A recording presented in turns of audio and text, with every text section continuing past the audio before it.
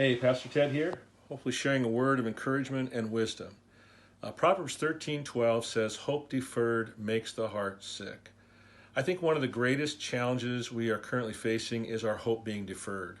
We want our lives to go back to normal, and yet the dates for that reality to happen keep being pushed back. And so our hopes being deferred makes our heart, our whole being, heart, mind, and soul sick. Many of us are tired of waiting. We're tired of waiting to be able to go back to church. We're tired of waiting for being able to return to our normal job schedule. Tired of waiting to be able to go to restaurants, meet with friends, give someone a hug, go to the park, walk on the beach, or maybe go camping, sending our kids back to school. We're just tired of waiting. With the small reopening that happened in our county this last weekend, our hopes rise, and we look for this to expand even more in the near future. But what if that doesn't happen? What if the fear of the second wave of the virus becomes a reality and the dates returning to normalcy are pushed back even further?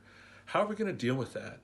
That reminded me of time in my life years ago when I was facing extreme trials and I was desperately wanting to go home and get off the boat I was working on in the Bering Sea in Alaska.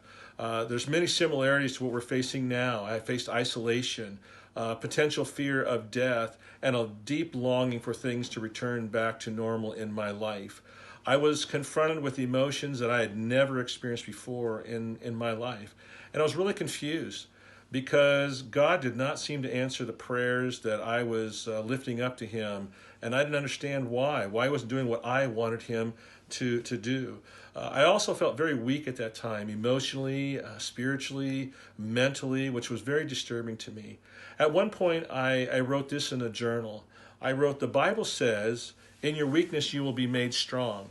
I then commented, "I should be Superman by the time I get off of this boat."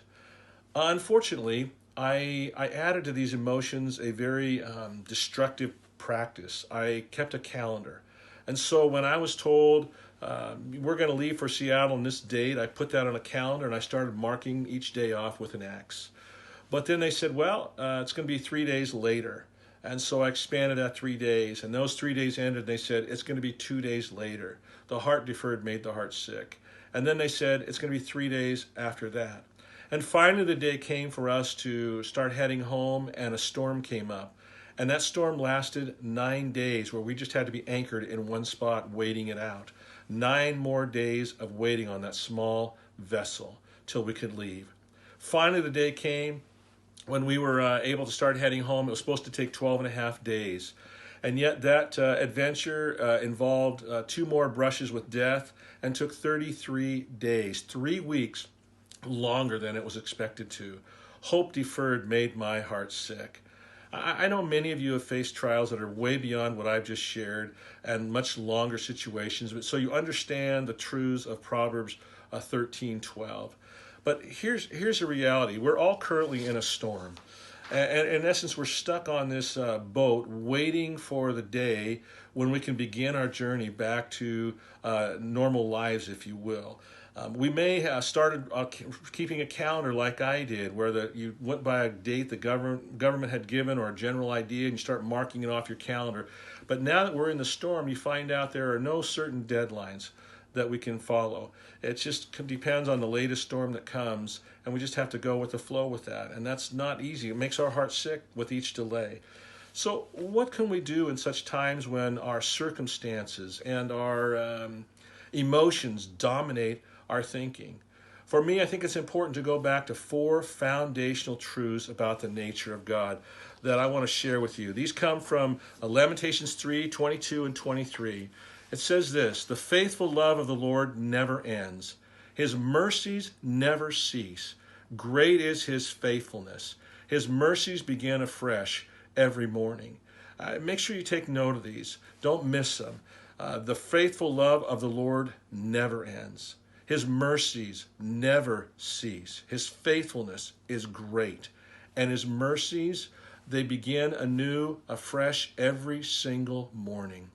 As we cling to these truths, I pray that we might experience a fruitfulness that only God can bring through these trials, so that we don't come out on the other side of this saying, I made it through, but we say, God changed me through this storm. God used me in this storm. I grew in my relationship with God because I trusted him as never before in this storm. Or like Job, I've heard about God, but now I have seen him. I pray this becomes a reality in your life, in my life as well. I love you. I look forward to seeing you and being with you as soon as God's perfect timing allows.